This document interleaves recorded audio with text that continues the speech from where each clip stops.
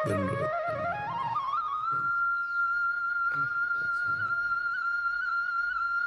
दर्शन कर आशीर्वाद की इच्छा अभिलाषा थी, आज पूरी हो गई। बीएल वर्मा, केंद्रीय राज्य मंत्री हूँ भारत सरकार में। जी बहुत सुंदर है।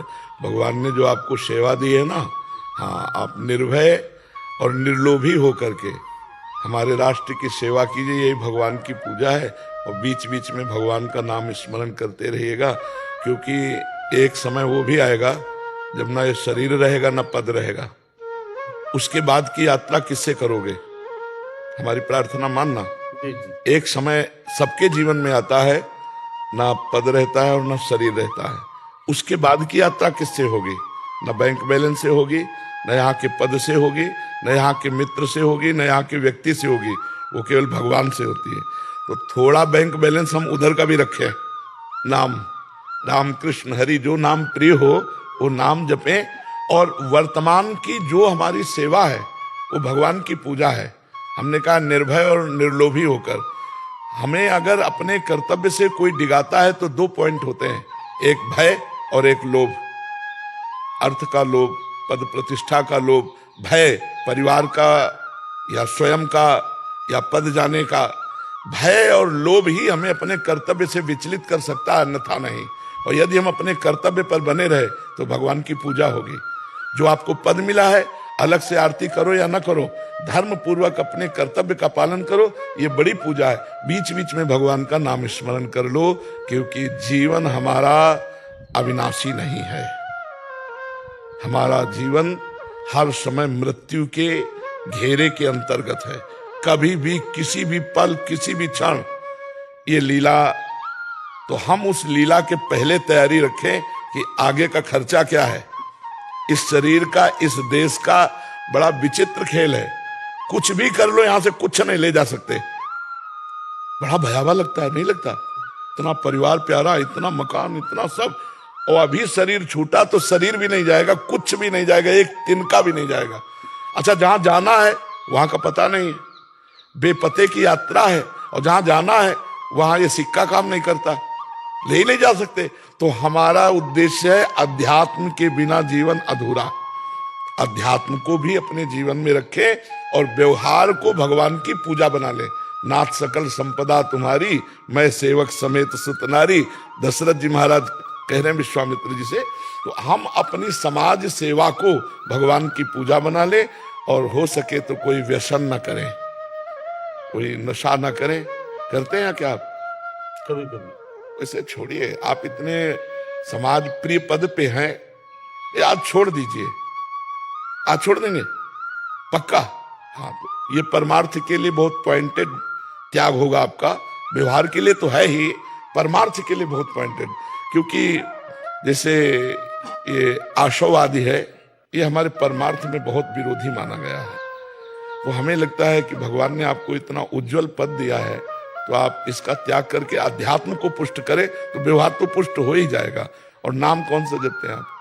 तो बिहारी जी का भी और भोले बाबा के भी। हाँ ठीक है, दोनों एक ही बात है। थोड़ा नाम जप कीजिए, और आज से वृंदावन में बैठ के कह रहे हैं आप, छूट गया ना व्यसन। हाँ, और आप देखिएगा इससे आपको लाभ मिलेगा, व्यवहारिक और परमार्थिक भी लाभ मिलेगा। क्योंकि जीवन का लक्ष्य है भगवान को प्रसन्न कर लेना। अगर भगवान को प्रसन्न नहीं किया तो जीवन के लक्ष्य की पूर्ति नहीं है। देवराज इंद्र के पद पर महाराज नहुस पहुंचे, और गलत आदत नहीं छोड़ पाए थे, तो इंद्राणी की तरफ गंदी दृष्टि गई, तो तुरंत उनको ऋषियों का शाप हुआ, अजगर योनि को प्राप्त हुए। नहुस चक्रवर्ती सम्राट भारत भूमि का देवराज इंद्र पदवी पर प्रमोशन, और वहां गलती सीधे ट्रांसफर अजगर योनि में। तो हम लोग क्या हो सकते हैं? हम लोग क्या हो सकते हैं? तो हमको ये सोचना है कि हमें अगला कदम भी सही जमाना है, जिससे हमारा अगला कदम हम व्यसन रहित हो, समाज को अधिक सुख देने की भावना से युक्त हो, किसी से भयभीत न हो, और कोई लोभ हमें परास्त न कर सके। तो हमें इसी जन्म में भगवान की कृपा मिल जाएगी, हमें भगवत प्राप्ति हो सकती है, और भगवत प्राप्ति हो गई तो जीवन का चरम लक्ष्य पूर्ण हो जाएगा। जी, मैं मूर्तिकार हूँ जी, मूर्तियां बनाता हूँ। विश्व की सबसे ऊंची भगवान शंकर की मूर्ति मैंने बनाई। आपका प्रश्न क्या है? मैं क्षमा चाहता हूँ बस। किससे? आपसे।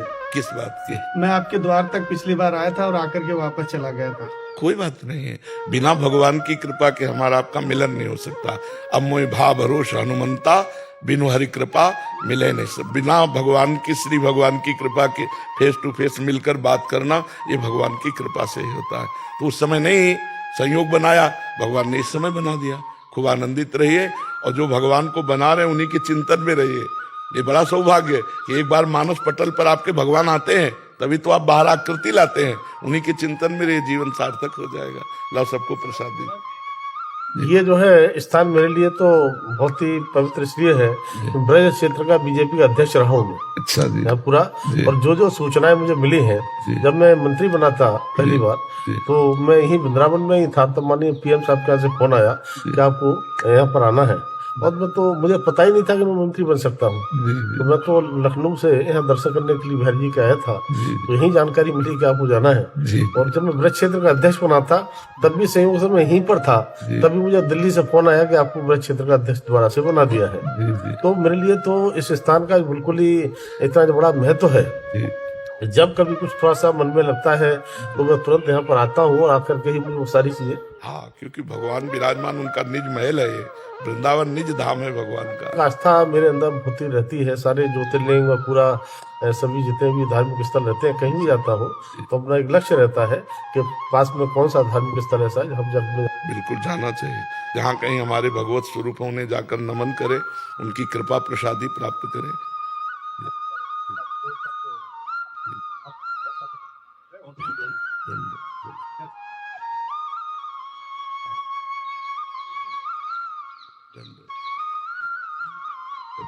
ये बाबा प्रियंका चतुर्वेदी है, राज्यसभा सदस्य, मथुरा की बेटी है, टटिया स्थान की पुरानी सेवक है इनको परिवार। अच्छा सबको चुनरी उड़ा दो और दुपट्टा दो। धन्यवाद। गुरुजी, मैं आपको देखती रहती हूँ, आपसे बहुत प्रभावित हुई हूँ, और मैं कहूँगी कि अभी महाराष्ट्र में चुनाव हुए थे, बहुत मेहनत की पर हार मिली।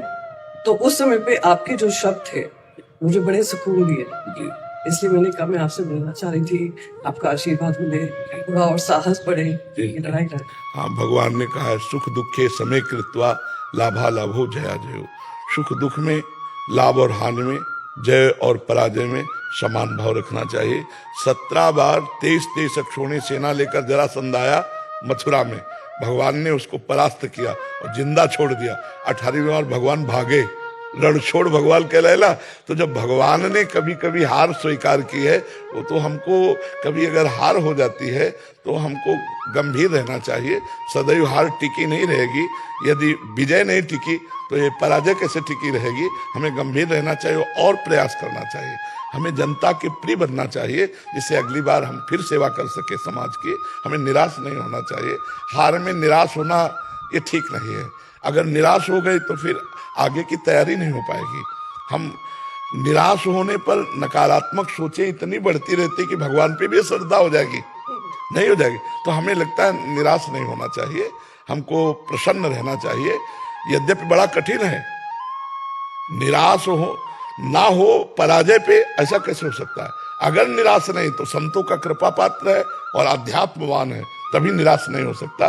तो हमें लगता है आप तो कृपा पात्र के, संतों के घर के हैं, तो आप आनंदित रहिए और प्रयास कीजिए, फिर भारत की सेवा का अवसर आगे प्रभु दे, ऐसी प्रार्थना कीजिए और प्रयास कीजिए, क्योंकि प्रयास से सब सफलता मिल सकती है। लेकिन गुरुजी, कभी कभी लगता है कि जिन लोगों ने गलत किया और जिन लोगों ने पार्टी के साथ काम किया और वो जीत जाते हैं, तो कहीं ना कहीं लगने लगता है कि उसमें आपको बताएं, वर्तमान का कार्य नहीं है, पूर्व का प्रारब्ध भी जोर कसता है। पूर्व का उनका पुण्य जोर कर गया तो वर्तमान का प्रयास आपका असफल, और वर्तमान का प्रयास इतना ना होने पर भी वो सफल, उसमें पूर्व का प्रारब्ध भी काम करता है। तो हमें चाहिए कि आए हुए प्रारब्ध का स्वागत करें और हम धैर्यपूर्वक उसको क्रॉस कर जाएं, उसको रौंद कर आगे निकल जाएं। अगर हम पराजित भाव ले आएंगे तो निराशा आ जाएगी। नहीं, हम पराजित नहीं हैं, आया है अवसर, आगे हम फिर सफलता प्राप्त करें।